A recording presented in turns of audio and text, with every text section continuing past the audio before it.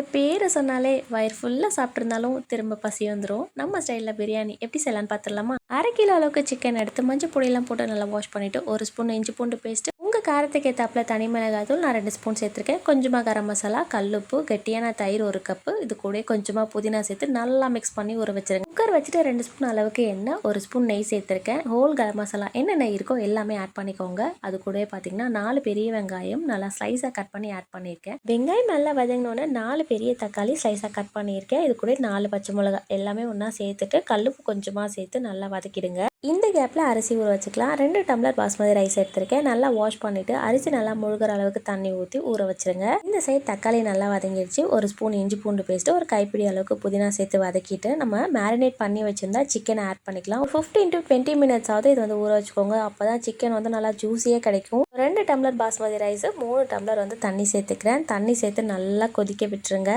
தண்ணி நல்லா சலசலான்னு கொதிச்சு வரும்போது நம்ம ஊற வச்சுருந்தா பாஸ்மதி ரைஸை இதில் சேர்த்துக்கலாம். அரிசி நல்லா சேர்த்துட்டு மெதுவாக மிக்ஸ் பண்ணி விட்டுருங்க.